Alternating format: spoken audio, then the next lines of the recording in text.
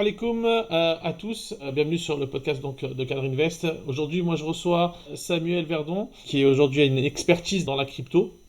Donc je suis vraiment très content de le recevoir. Salam alaikum Samuel. Wa alaikum salam wa barakatuh. Comment tu vas? Ça va très bien, alhamdoulilah, et toi? Pour la petite histoire, pour situer un petit peu le podcast, on est le dernier, alors dernier jour ou pas d'ailleurs de Ramadan. C'est On ça. est le 29 mars, donc on est en plein doute. Mais alhamdoulilah, ce Ramadan s'est très bien passé. Et voilà. Donc du coup, je te reçois pardon sur le podcast pour discuter un petit peu de ton domaine d'expertise, qui est la crypto.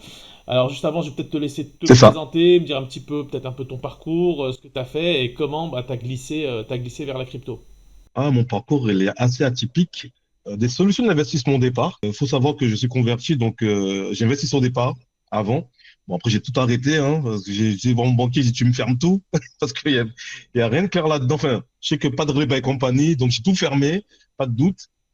Et de fil en aiguille, je me suis dit, mais mince alors, faut quelque chose, il faut une solution pour nous musulmans, on puisse investir. Et c'est là que j'ai commencé à chercher, à bouquiner, et je commençais à trouver des solutions, petit à petit.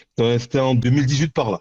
Ça a commencé à bouger un petit peu. Et quand je trouve cette solution-là, ben, j'en parlais à mes proches, j'en parlais à mes connaissances. Mais bon, les gens n'étaient pas trop investissement, les gens me prenaient un peu pour un fou. Et pensaient que je faisais des trucs haram, alors que non, c'est possible d'investir quand on est musulman. Et du coup, ben, de fil en aiguille, j'ai continué à bouquiner, à chercher, et je me suis dit, alors, il faut trouver encore plus de choses. Et là, alhamdoulilah, il y a des acteurs qui sont venus. Par la suite, je me suis dit, bon, ben, je bloque au niveau de mes compagnons et compagnie, ils arrivent pas à m'écouter. Il dit, écoute, Sam, crée un média, fais une chaîne YouTube, et partage le gâteau à qui veut manger. Et c'est là que j'ai commencé d'abord par YouTube, à parler d'investissement, d'éducation financière aussi, et de métaux précieux, de la bourse, etc., tout ce qu'il y avait de disponible sur le marché. Et derrière, au fond, moi, je suis quelqu'un qui aimait la crypto à la base. Donc, je me suis intéressé. Il n'y a pas de solution jusqu'à que je découvre que certaines cryptos avaient une certification, notamment par la Sharia Review Bureau, la Banque centrale du Bahreïn. Et du coup, ma première crypto, c'était le XLM, et j'ai commencé à y être. Et YouTube, de fil en aiguille, les gens me demandaient, je faisais du coaching pour commencer, et de fil en aiguille, on me demandait, ah, mais la crypto, quand j'en parlais un petit peu, et c'est les gens qui m'ont ramené vers la crypto pour me dire, voilà, crée quelque chose, crée une formation, crée un accompagnement, on te suit. Et c'est là que maintenant, ben, à partir de ce jour, j'ai commencé à créer une formation, à accompagner les personnes, à me focus que sur la crypto.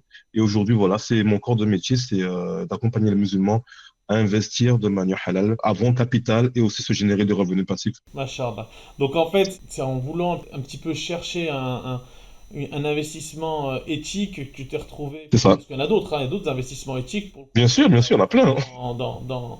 t'as fini dans la crypto. Donc en fait, c'est vraiment comme on dit, par un concours de circonstances. Et puis là, ce que je note, c'est qu'en plus, tu as fait un peu ce qu'on appelle du building public. Donc en fait, t'es pas arrivé, tu t'es pas formé, t'es arrivé comme un expert et bim, t'as envoyé ton contenu sur YouTube.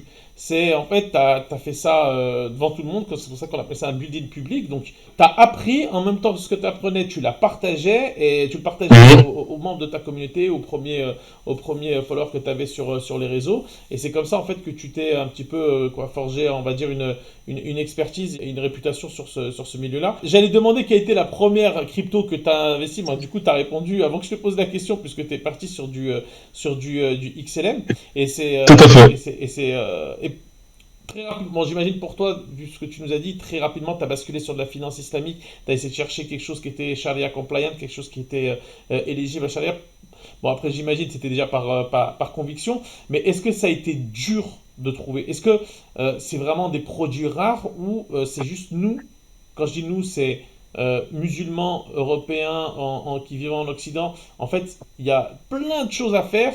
Et en fait, c'était juste nous qui n'avions pas accès, on n'a pas fait l'effort d'aller chercher justement ces solutions-là. C'est une bonne question que tu poses parce que moi, ça fait un bout de temps que je parle tous les jours de crypto via mes réseaux. Et c'est vrai que la communauté, je trouve que elle est toujours dans la réaction. C'est-à-dire on a une technologie qui est blockchain, quelque chose de halal, qui est une technologie comme Internet, et on attend toujours qu'on nous impose les choses pour pouvoir s'adapter au dernier moment. Alors on peut construire selon notre éthique dessus. Et je trouve qu'en Europe, malheureusement, on traîne là-dessus, on ne se pose pas les bonnes questions. Je trouve qu'il y a un peu une sorte de paresse intellectuelle. C'est-à-dire qu'on reste sous des avis, on va dire, ouais, la crypto, des avis de 5 ans, des vidéos qui sortent il y a 5 ans. La crypto, c'est haram. Mais pourquoi c'est haram? Qu'est-ce qu'on te dit dessus? Et écoute aussi tous les avis. C'est-à-dire qu'il faut développer, se dire, voilà, c'est trop volatile. C'est volatile, mais d'autres marchés sont très volatiles. Tu vois, c'est, comment dire ça? C'est pas tangible. Mais en finance islamique, qui a dit qu'on ne peut pas investir dans un actif qui n'est pas tangible? Et tu vois, la spéculation, c'est interdit. J'achète un bien immobilier, je vais le revendre plus cher, c'est spéculer. Tu vois, il y a des choses comme ça, c'est la spéculation excessive qui est interdite, le rara, tu vois. Et il y a des choses comme ça, malheureusement, on ne se pose pas les bonnes questions. Et ça fait que, ben, on loupe des marchés, on se tire une balle dans le pied, tu vois. Alors qu'on pourrait se poser les bonnes questions, se rapprocher des gens qui sont experts dans le domaine, et du coup, on aurait la réponse à nos questions. Ça veut dire qu'il faut peser le pour et le contre et aller chercher. Et ne pas rester comme ça et dire, ah ben non, c'est parce qu'on m'a dit que c'est. Non, ça marche pas comme ça. Il faut faire un effort. Et je trouve que aujourd'hui, tu as cet effort-là qui est fait dans la péninsule arabique, machallah, et que tu as beaucoup d'acteurs musulmans européens qui partent malheureusement dans le monde anglophone ou arabe pour être pionniers dans des projets. Malheureusement, en Europe, on voit que même qu'en France, ça bouge pas trop. Ouais, c'est un petit peu. Alors, je pense que tu as dit le mot-clé. Enfin, même deux, peut-être. Le manque de discipline et surtout la paresse, malheureusement, de certains membres de la communauté qui vont pas aller faire le. Ils vont prendre quelques avis et puis ils vont prendre quelques avis, surtout souvent ceux qui les arrangent parce que ça demande un effort de s'intéresser à l'investissement, ça demande une prise de risque. Donc, ça, tout ça, c'est de la douleur. Et si on peut éviter de la douleur, tu sais, l'esprit humain, il fait tout pour éviter la douleur.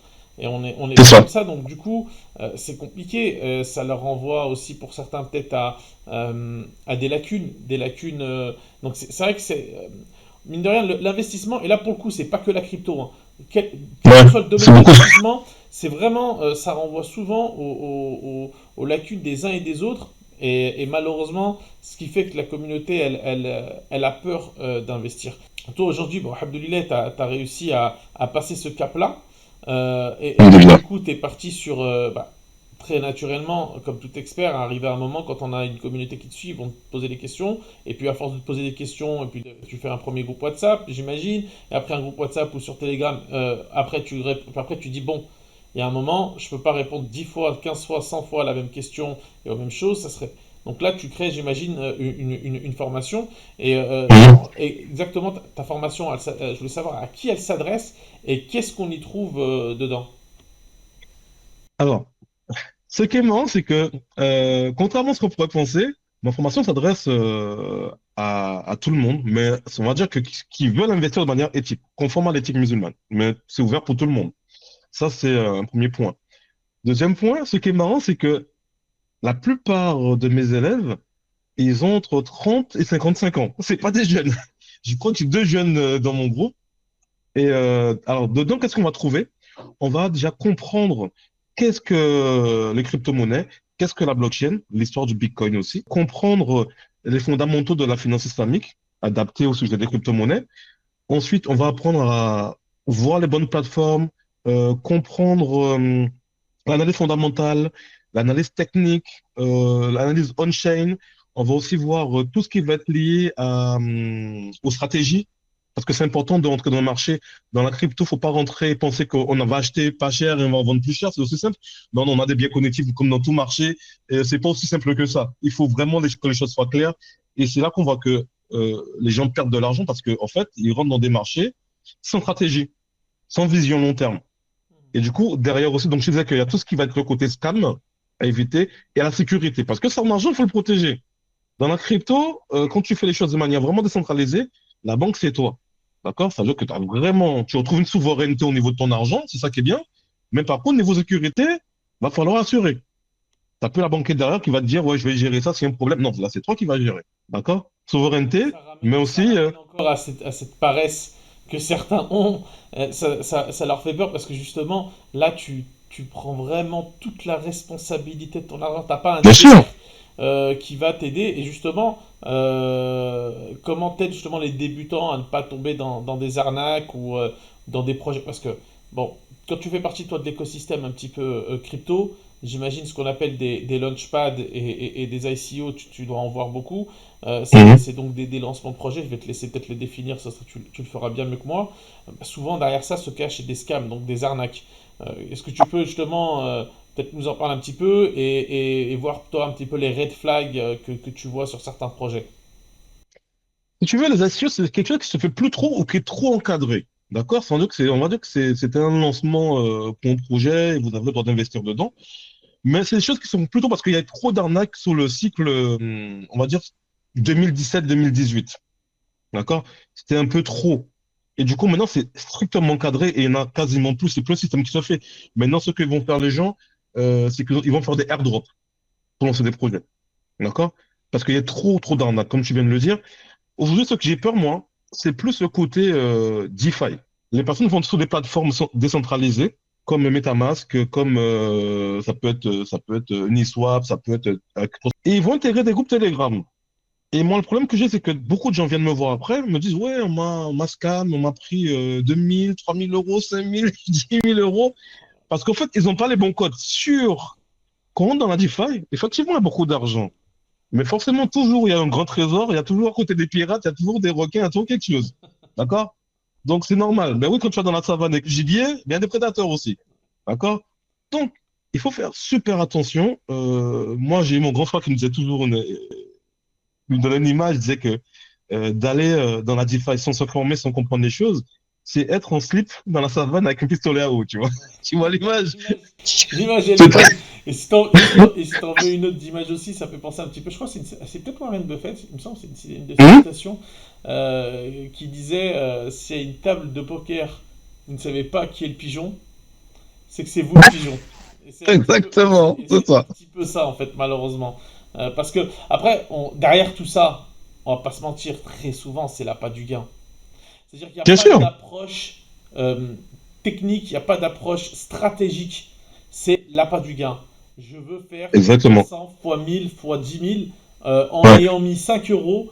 Enfin, je tire le trait, hein, mais finalement, Mais c'est limite, c'est un, c'est un petit peu ça, tu vois. Et c'est malheureux. Et je pense que déjà, le premier défi, c'est de faire comprendre, peut-être j'imagine, à tes élèves, attendez, déjà, on va essayer de préserver son capital.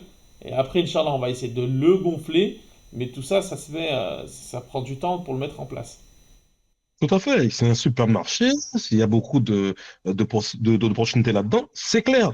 Maintenant, tu ne veux pas savoir le nombre de personnes que j'ai au téléphone qui ont été victimes. Mais quand tu vois le truc, c'est qu'en fait, ils ont vu de l'argent, ils ont fait sur Internet, sur TikTok, je sais pas quoi, ils ont vu des choses, je te promets de gagner. Mais tu vois, les mots sont simples, c'est toujours par la même chose. Dans les gens, tu entends le mot, et ceux qui vendent ce genre de rêve, ils savent très bien utiliser les mots. C'est-à-dire que gagne beaucoup d'argent sans faire d'efforts, rapidement, de chez toi. Tu vois, ça, c'est les quatre mots qui sont les quatre déclencheurs. Les gens disent, ah, pas d'efforts, rapidement et beaucoup d'argent. Et de chez moi. Euh, Là, c'est bon. Et on te montre une vie qui n'est qu'un mirage, hein. Ces gens-là, on sait comment très bien comment ils font. J'en parlais parce que ils vont utiliser des outils qui vont simuler des tableaux de bord ou un Stripe où de l'argent rentre, alors que c'est archi faux. Ou d'autres qui vont vraiment faire de l'argent, mais c'est de l'affiliation. Combien de fois on m'a contacté par rapport à ça? Et malheureusement, les gens vont dans du trading, tombent dans du haram parce que ils savent pas dans quoi ils investissent. Souvent, il y a du riba, souvent, c'est des produits dérivés, alors que c'est interdit. Et c'est malheureux. Et c'est malheureux parce que, en fait, les gens veulent la facilité et se plaignent après. Après, ils vont dire que la crypto, c'est un scam. Mais aujourd'hui, c'est possible d'investir de manière éthique dedans. Et franchement, c'est un train à ne pas louper. C'est un super gros marché. Si BlackRock s'intéresse à ça, c'est que c'est pas rien. Et j'ai vu encore ça, les RWA, dans ton domaine à toi, l'immobilier. Bon, c'est déjà le cas. Ça commence à être. Mais ce marché qui, en 2030, va peser plus de 20 000 milliards. BlackRock, il pousse là-dessus. Tout se tokenise, en fait. Et il y a des opportunités énormes. Tu sais qu'il y a une théorie, alors bon, après, j'allais venir dessus après, mais vu que tu parles de Hum, BlackRock, je suis obligé de te poser la question. Il y en a qui pensent que les baleines, ça fait mhm, bien longtemps qu'elles sont sur le marché, de mhm. manière inconnue, c'est-à-dire avec toute une multitude de wallets, et en fait, elles contrôlent déjà énormément du marché des cryptos. Est-ce que c'est vrai ou est-ce que c'est juste encore une théorie du complot? Et qu'est-ce que t'en penses? Tu penses que Non, ça moi, fait bien longtemps je qu'ils y trouve- sont? non. Alors, le gros avantage de la crypto, si tu veux, que comme marché là, c'est qu'on a l'analyse on-chain, tu vois. C'est-à-dire que sur la blockchain, tout est transparent. Contrairement à ce que les gens pensent et qu'on leur fait comprendre que c'est quelque chose d'opaque, on peut pas ça. Non.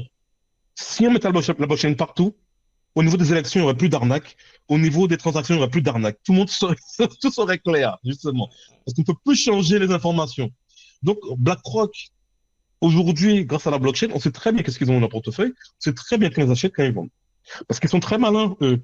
On va dire que eux, ils visent les 90%, voire 95% de la population qui ne savent pas qu'est-ce qui se passe derrière. C'est-à-dire que demain, ils achètent, les gens, ben, ils vont se dire, attends, mais ils achètent, mais on voit pas que le marché monte. Ces gens-là, ils achètent de gré à gré, ce qu'on dit un ordre OTC. Ils vont acheter en dehors du marché parce qu'ils sont tellement gros qu'ils négocient pas sur des exchanges directement. D'accord? Et ça, le particulier ne voit pas ça. Mais sur la blockchain, tu vois tout ce qui se passe. Il fait un mouvement BlackRock, il achète, on sait qu'est-ce qu'il a fait. Donald Trump, il achète, on sait qu'est-ce qu'il a fait. Parce que c'est des portefeuilles qui sont identifiés et tu peux rien cacher, tu vois. Ah bah justement, Mais tu me fais pas. Alors, j'allais te poser des questions, mais du coup, c'est super, tu me fais la transition. Vraiment Hum, sur le marché de manière générale, vraiment ton analyse actuelle du marché crypto, on sait que ça a bougé. Bon, forcément, en fer de lance, le Bitcoin qui a tapé les 100, qui est redescendu et voilà, qui remonte. Enfin, en tout cas, il y a toujours le Bitcoin qui est l'acteur majeur, la star des hum. cryptos. Tu parles de Donald Trump qui il avait fait une déclaration. Tu vas peut-être nous raconter finalement qui a fait un peu. Qui est retombé un petit peu rapidement parce que c'était pas ce que tout le monde escomptait. Je voulais avoir un petit peu voilà ton analyse actuelle du marché. Là, on est voilà au premier trimestre 2025. Savoir un petit peu voilà, Hum. qu'est-ce que tu en penses, est-ce que et peut-être même tes perspectives sur l'année en cours. Écoute, Donald Trump, en général, c'est les présidentielles, l'investiture américaine, c'est toujours quelque chose qui pousse un peu le marché. On l'a vu en 2021, le marché crypto est parti à partir d'octobre, mais vraiment décollé fin janvier, début février. C'était énorme. D'accord? Beaucoup de cryptos ont fait des fois 10, etc. C'était le moment, c'était incroyable. Là, on a un président qui arrive, qui est pro-crypto, qui fait tout, qui dit, ah, la première chose que je fais, je vire Gary Gensler. Donc, Gary Gensler, c'est le président de la SEC, d'accord? Le gendarme financier américain, comme un peu l'AMF chez nous. Donc, il dit ça. Derrière, il dit que l'Amérique sera vraiment le leader de la crypto. On va faire une réserve de Bitcoin stratégique. Donc, voilà, c'est énorme. Ça, c'est, quand on entend ça, tu dis, waouh, d'accord, les mecs veulent faire une réserve de stratégique en Bitcoin. Le truc, c'est que les gens n'ont pas compris une chose. C'est que ça, c'est un piège à. Aujourd'hui, quand tu vois que tout ce qui est institutionnel, ils sont rentrés dans le marché, c'est là les vrais loups. Les vrais loups sont rentrés dans la douce. Avant, il y a des particuliers, ok, il y avait des loups, des petits loups. Là, aujourd'hui, quand tu as les plus gros fonds, des professionnels qui sont là, ils savent très bien comment fonctionne la psychologie humaine. Et beaucoup de youtubeurs ont fait le truc. Et on voit, ça a démarré. Et c'est vrai que c'est quelque chose de très cyclique, la crypto. Et que c'est vrai que ça correspondait au précédent cycle. Un démarrage, janvier, mois de février en feu, c'était la base. Mais aujourd'hui, non. Ça a pris en retard. Le marché, il a changé. C'est-à-dire qu'à la base, on fait un plus haut après le halving du Bitcoin. Le halving, je le rappelle pour ceux qui ne savent pas, c'est juste que tous les 4 ans, la récompense des mineurs de Bitcoin, donc ceux qui ont les grosses machines, la puissance de calcul, etc., elle diminue de moitié. Donc aujourd'hui, on se retrouve à 3,12 des brouettes. D'accord? Donc, là, ça s'est fait avant. Donc, c'était un changement qui n'était jamais arrivé. Déjà, ça commençait déjà comme ça. Derrière, le Bitcoin continue de pomper, nous fait des records. Plus de 100 000 dollars. Donald Trump qui annonce ça. Le marché qui ne décolle pas encore. La dominance du Bitcoin, c'est-à-dire que le Bitcoin domine le marché de plus de 60%. Tout le monde attend, tout le monde ne sait pas, le marché redescend. Donc, les nerfs sont un peu à vif. Mais l'investisseur, pas le trader, l'investisseur, il est sur du long terme. Lui, qu'est-ce qu'il fait? Il a une conviction long terme, il achète et il prend son temps. Quand tu vois qu'aujourd'hui, eux, ils sont rentrés, les gros portefeuilles sont rentrés, et ils savent très bien qu'est-ce qu'ils font. Je te rappelle un petit peu l'image là sur les réseaux où tu vois quand ils vendent des œufs, il y en a deux qui vendent des œufs.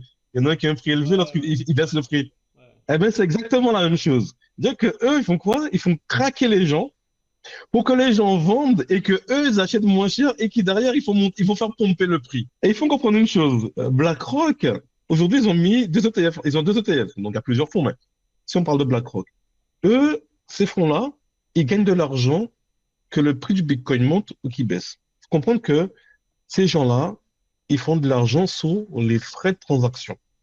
Alors, ils ont bien sûr tout intérêt que le prix augmente pour attirer encore plus de personnes, mais ils jouent le jeu. Ils jouent le jeu. Ils accumulent pas cher pour pouvoir derrière faire pomper le prix et créer ce qu'on appelle du FOMO, la peur de louper une bonne occasion. Et c'est ça qui va se passer. Et les gens vont toujours, et je disais encore, c'est toujours ce côté psychologique qu'on ne comprend pas. Quand tu comprends pas la psychologie de l'investisseur, eh ben, tu te fais avoir. Ouais. Mais tu vois, c'est toi le pigeon au final, tu vois. Mais quand tu dis, moi, je vise long terme, ils font ce qu'ils veulent, moi, j'achète, et que tu as le cure solide, franchement, tu restes en profit, tu vois. Mais ça, il faut avoir le cure solide. Et les gens, malheureusement, qui rentrent, ils veulent toujours de l'argent rapidement, donc ils font des espoirs Ils sur rentrent une avec période. cupidité. Ils rentrent avec Ben, cupidité. c'est ça, Souvent, ils se font rincer parce que c'est eux qui font les portes de saloon. Ils rentrent au plus haut, ils exactement. partent au plus bas, et après, on les entend dire c'est de l'arnaque. Alors qu'en fait, c'est Exactement. juste qu'ils n'avaient pas du tout la bonne stratégie.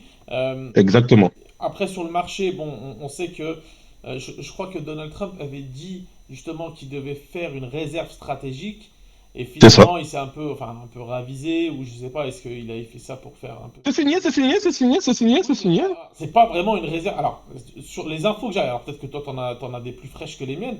Moi, de Hum. ce que j'avais compris, c'est qu'il comptait acheter avec donc, l'argent du contribuable américain Kilowatt. des cryptos, notamment du Bitcoin, pour faire une réserve stratégique pour les États-Unis. Mais en fait, ce qui s'est passé, c'est que c'était les cryptos qui ont été saisis par des C'est ça. scams, etc. Donc, on n'est pas vraiment, en termes de signal, c'est plus le même.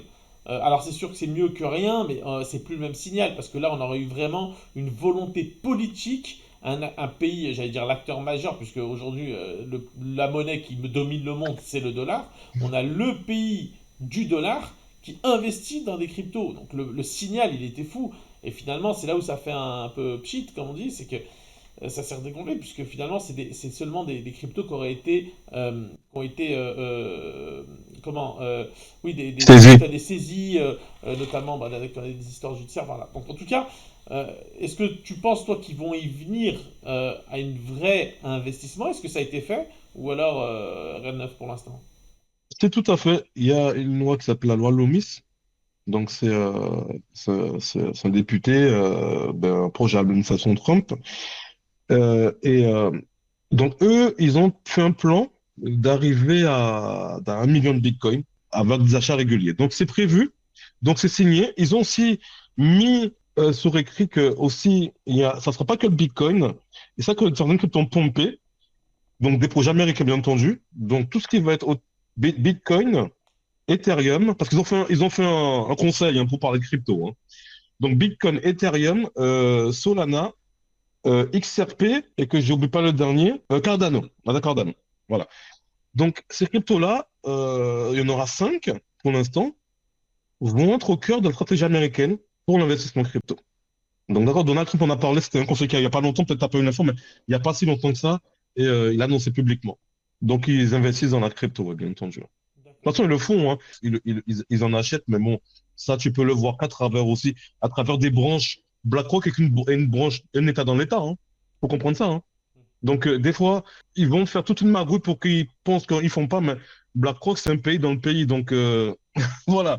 Mais ce qu'il faut comprendre, c'est qu'en fait, des États américains, de manière autonome aussi, font des réserves stratégiques. C'est ça D'accord. qu'il faut comprendre aussi. D'accord? Donc, beaucoup d'États ont déjà franchi le pas, n'ont pas attendu Je crois, hein, non, à chaque fois Hmm. je confonds. Est-ce que c'est le Venezuela ou l'Uruguay? Non. C'est Le quel pays? Salvador, Le Salvador, Salvador. À chaque Salvador. fois, je me plante. J'ai fait un podcast. Alors, je sais pas s'il va sortir avant ou après avec un Amgad qui est spécialiste en Bitcoin. Lui, vraiment, Hmm. on a fait un super épisode, et vraiment, lui est amoureux du Bitcoin. Et c'est vrai que on avait Maximaliste. discuté. Ouais, on avait justement discuté de ça. Et c'est vrai que le Salvador qui a fait un super coup. Bon, là, en termes de nerfs, il fallait en avoir parce qu'ils ont acheté, ça s'est craché très rapidement après. Il fallait quand même Ouais. garder la barre, et ils l'ont gardé. Aujourd'hui, ils ont une réserve. Profit max. C'est vraiment incroyable. Mais justement, après, en termes, j'allais dire surtout de projets, là, tu as cité les 4-5 projets stars. Déjà, ça fait longtemps hein, que c'est des projets qui sont en vue dans le milieu de la crypto. Moi, je pensais, j'allais te demander, aujourd'hui, est-ce que tu as des projets qui, pour toi, méritent l'attention? Alors, attention, c'est pas des conseils d'investissement ou quoi, mais c'est Bien des sûr. projets, toi, que tu aimes, voilà, que t'aimes bien, parce que tu crois derrière à la technologie, et tu crois tout simplement au projet. Est-ce que tu en as quelques-uns que tu peux nous citer? Alors, avant de parler de projet islamique, Mhm. qui ont des charrières et tout. Je parlais de projets, on va dire, qui ont des fondamentaux solides. Je commence. Bon, le Bitcoin, je vais pas faire un speech sur Bitcoin. Le Bitcoin, c'est le boss absolu de la crypto. C'est le GOAT. Ether, voilà, c'est le GOAT, voilà. Ethereum, bon, on va dire que c'est les premiers à avoir fait des contre-intelligents, des applications décentralisées. C'est le deuxième. Mais bon, on est menacé. On va quand même le mettre. Parce que bon, une ETF Ethereum, donc on ne peut pas l'occulter. Mais là où ça devient intéressant, c'est que tout ce que j'ai dit, c'est les RWA, donc tous ces narratifs-là, il faut surveiller, les oracles et la finance islamique. Pour ce qui est de l'argent, tu sais qu'on va changer de système, on est sur un système, donc la messagerie entre les banques centrales pour envoyer de l'argent, etc., c'est le système SWIFT. D'ailleurs, ça fait grand bruit parce qu'ils avaient coupé la Russie de ce système-là. Ça fait que tu es un peu isolé. D'ailleurs, la Russie qui a dit qu'il passait par les cryptos, par les crypto-monnaies. Et beaucoup de pays passent par les cryptos, ben, pour s'en sortir, c'est une alternative quand tu fais de la La Corée crypto. du Nord, tout le monde sait que la Corée du Nord Ben, bah, eux, c'est les gros pirates, hein. aussi. Ah ouais, non, bien sûr. Allez, la Corée du Nord, ils font des dégâts. C'est un autre sujet, mais bien sûr, la crypto. C'est pour ça que ça a eu aussi mauvaise presse, hein, on va pas se mentir, hein, parce que ça... Ben, c'est normal, mais encore une fois la souveraineté. Demain, on t'aime pas, tu n'as pas le bon visage, la bonne religion, la bonne orientation sexuelle, j'en sais rien. On peut et on voit que ça arrive avec l'euro numérique, mais bon, c'est encore notre débat. Mais pour te dire que on va changer de système, et là, on va passer sur le système, la norme ISO 20022. D'accord? Donc, c'est une norme que dans les cryptos. Et ça, on peut le trouver sur le XRP, le XLM, Algorand, Cardano, XDC, etc. Il y en a pas mal. Il y en a pas 10, mais il y en a pas mal. Et ça veut tout dire. Donc, ça veut dire plus de transparence, plus de rapidité et beaucoup moins de frais. Parce que tu sais que pour envoyer, ça prend du temps d'envoyer de l'argent. Et ça coûte hyper cher. Ben là, tu iras beaucoup plus vite. Donc ça, on a vu que ces cryptos-là, ils ont explosé en fin d'année. On a eu des fois 5, des fois 6, des fois 7, des fois 8. C'est énorme, tu vois. Donc ça, c'est un gros narratif. Ça, c'est l'avenir. Parce qu'aujourd'hui, les banques centrales, le XRP, c'est la monnaie des banques centrales. Elles sont déjà dessus. Donc, ça, c'est un truc à surveiller. Maintenant, je t'ai dit aussi, on a vu que l'IA, ça a explosé. Beaucoup de projets ont su performer le Bitcoin. L'IA, c'est le truc du tendance. Ben, partout, moi, ChatGPT et compagnie, c'est arrivé. Mais dans la crypto aussi, c'est arrivé. Donc, l'IA, c'est le truc du moment. Et aujourd'hui, ben, il y a beaucoup de projets IA qui ont le vent. Donc, c'est un narratif à surveiller. Il y a de gros acteurs dedans, comme Tao Bitensor, il y a le Render, Fed, AI. Donc, c'est les trois plus gros qu'on peut citer. Moi aussi, quelque chose que j'aime beaucoup parce que ça va être indispensable. C'est pas un conseil d'investissement, mais pour moi, c'est indispensable parce qu'on va aller dans un monde qui est de plus en plus tokenisé. C'est ce qu'on appelle les oracles. Les oracles, qu'est-ce que c'est? Ça veut dire que la blockchain a besoin de communiquer, d'avoir des informations avec le monde extérieur. Donc, savoir c'est quoi le prix des actifs, c'est quoi les vols, c'est quoi la météo, etc. Et du coup, il y a un gros acteur qui a beaucoup de partenariats avec beaucoup de projets crypto, c'est Chainlink. Et Chainlink est énorme. Quand on voit que le marché, et encore une fois, BlackRock, elle pousse beaucoup, ils disent, et souvent quand ils disent quelque chose, c'est pas pour rien. Les gens ils traînent là-dessus, mais aujourd'hui, on a les bons du trésor qui sont tokenisés, les métaux précieux qui sont tokenisés, l'immobilier, ça commence à être à fond. Il manque quoi? Ils ont dit que la bourse est tokenisée, donc les bons du trésor sont déjà tokenisés. Et il manque quoi? Il manque l'argent.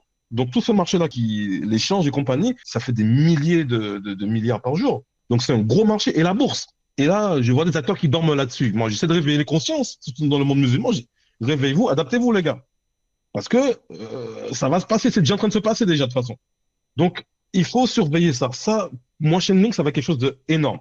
C'est quoi en fait? C'est une Ah, sorte de protocole qui certifie que telle information qui a été elle est bonne. C'est implémentée super est important. réelle. D'accord, ok. C'est super important. Et ça, tu vois, tu auras besoin quand tu auras les actifs, tu auras besoin des prix en réel, Oui, oui, à bien sûr. l'instant T.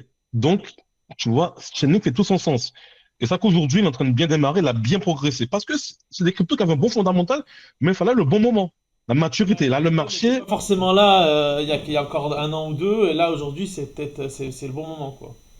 2030, hein, on a encore le temps, donc les choses se développent, il faut prendre le train. On voit qu'aujourd'hui, on doit diaboliser les crypto-monnaies, les banques centrales veulent créer de leur propre crypto-monnaie, avec leur propre blockchain pour vous surveiller. Ah bah oui, parce que c'est hyper transparent.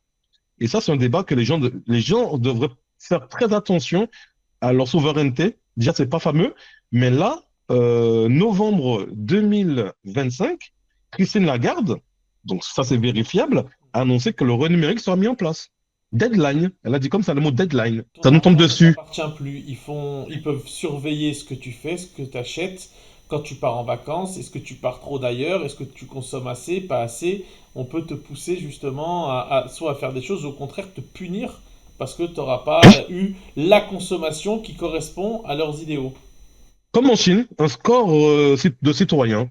Si t'as pas le bon profil, ben on te dit tu voyageras pas ce mois-ci et dans les mois cette année d'ailleurs, tu peux pas manger ça, tu peux pas acheter ça. Et de toute façon, ça va être forcé d'être accepté parce qu'en fait, si tu veux, c'est toujours la même méthode. On va forcer les gens parce qu'on va verser les aides. C'est ça que j'ai peur pour la communauté aussi. Les aides par ce moyen-là, donc tu vas devoir prendre un portefeuille si tu veux avoir tes aides. Ensuite, les commerçants, les industriels, les compagnies. Ah, vous voulez des réductions au niveau fiscal et compagnie? Il faut que vous ayez votre portefeuille en euros numériques. Sinon, on ne peut pas vous donner les aides. Quoi, l'adoption va être forcée. La carotte ou le bâton, des fois les deux. Les gens, s'ils veulent avoir accès à certaines subventions, ça va être comme ça. Donc ils disent que le cash va pas disparaître comme ça, mais c'est ce qu'ils font en fait. Mais tu sais, je Le pense cash quoi? des. Je pense, Mhm. et c'est vraiment, j'avais pas vu ça sous cet angle, Eh parce que oui, je eh l'ai vu oui. sous l'angle des particuliers, mais c'est encore Eh, plus terrifiant pour l'angle des professionnels, parce que demain, tu ouvres un restaurant ou tu ouvres un, tu sais, un hypermarché où tu vas faire du halal, par exemple, et puis on va te dire, non mais là, maintenant, il faut que vous vendiez aussi bah, pour tout le monde du voilà, sport, de l'alcool, ce que tu voilà, veux, voilà, des voilà. tickets de loto. Bah non, je veux pas. Eh ben, là, aujourd'hui, ils ont la main mise sur la trésor, la main mise sur la monnaie. Bien Ils sûr, peuvent refuser, bah, si par exemple l'entrepreneur avait bénéficié de crédits d'impôt, notamment pour développer son affaire, développer son supermarché ou quoi que ce soit, ils peuvent lui retirer. tout Et à fait. C'est ça forcément, le. aujourd'hui, les musulmans à ce moment-là en Europe peuvent être forcés de facto à vendre des choses illicites. Alors, pour Ouais, beaucoup, ben, la question, ça va être très simple. Soit, tant pis, je fais avec et ils vont bafouer tous leurs idéaux.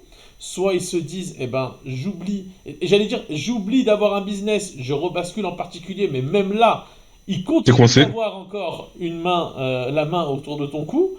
Et la dernière option, c'est la hijra, parce que là, ils vont te forcer à le faire, parce que là, aujourd'hui, tu pourras plus vivre. Alors, ça peut sembler un petit peu, ça fait scénario un peu apocalyptique, mais bon, on nous a dit qu'on nous imposera jamais de masque, on nous a dit pas mal de choses. Moi, aujourd'hui, je dis pas que ça va se faire rapidement, je dis pas peut-être que ça peut ne pas se faire, mais vraiment, tout est possible. Pour moi, c'est absolument pas une option qui ne peut pas être envisagée et qui ne peut pas être appliquée, hein. Bien sûr, bien sûr. Tu peux tout faire demain. Ta fille porte le hijab, ils veulent pas que, voilà, on te coupe tout. Il faut comprendre que c'est pas les banques commerciales qui vont gérer ça, c'est la Banque Centrale Européenne. Attention, hein. Donc là, c'est-à-dire qu'ils pourront faire la même chose, imprimer même à moindre coût. C'est-à-dire que au niveau du personnel des machines et compagnies qui impriment des billets, là, ça va être plus simple, hein. C'est une blockchain, tu as des cryptos, ils vont mettre supply illimité. Et là, je peux te dire que une blockchain, tu vois tout, tout, tout, et c'est des contrats, tu peux bloquer quelqu'un sans problème. Et sans compter aussi l'argent périssable. Ça, c'est un truc qu'il faut en parler aussi. Parce que ils peuvent te couper au niveau de l'épargne pour que l'argent soit réinjecté dans l'économie. Tu comprends? Ils vont te dire que toi, tu as 2 mois pour utiliser ton argent.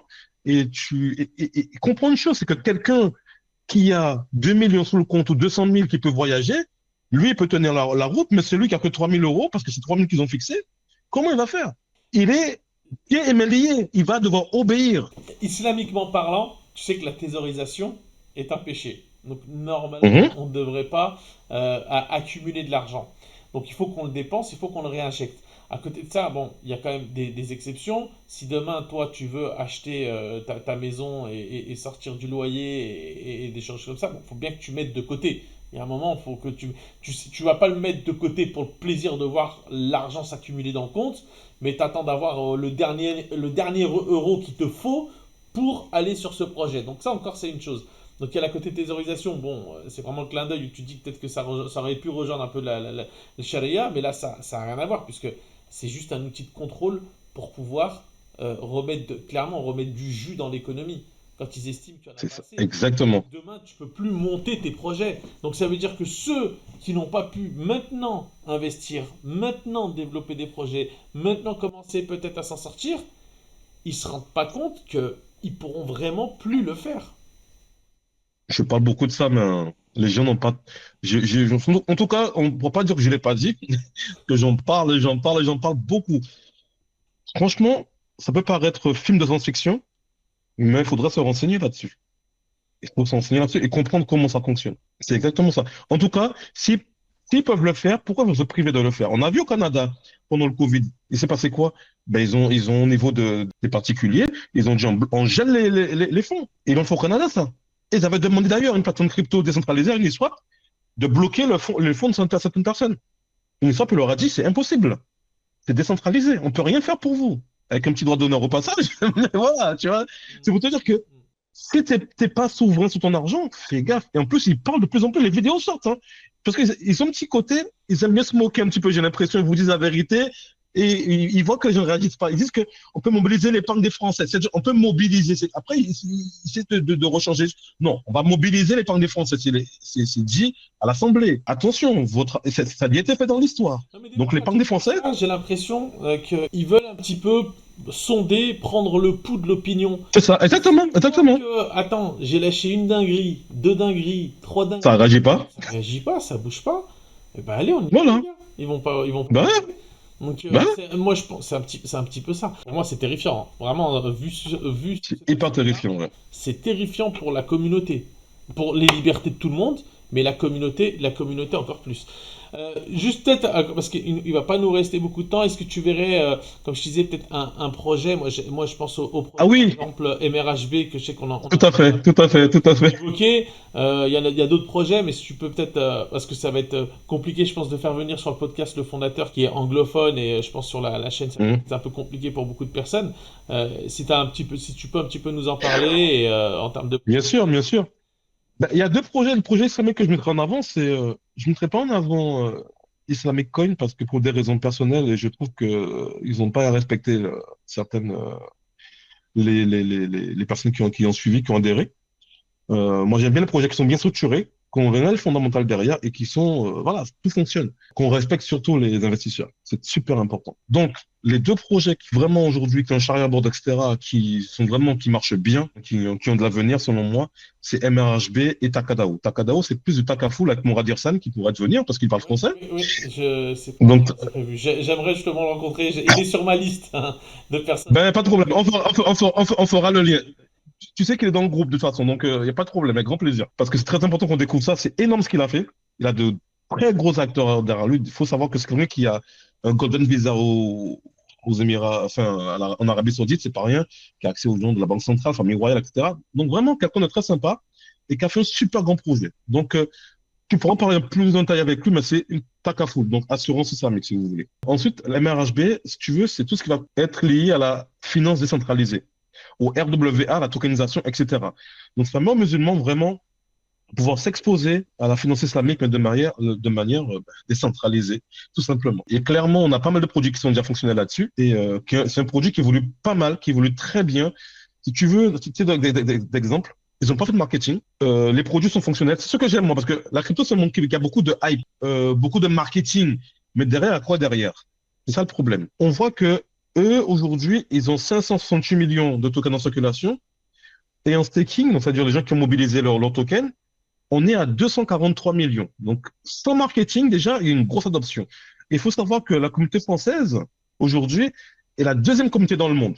C'est assez rare pour le souligner parce qu'on est vraiment à la traîne, mais alhamdoulilah, les musulmans en France, on a fait ce travail-là aussi de leur en parler, alhamdoulilah, et beaucoup ont compris. Aussi, on voit qu'aujourd'hui, ils font une levée de fonds qui va bien aboutir, Inch'Allah, à l'Aïd.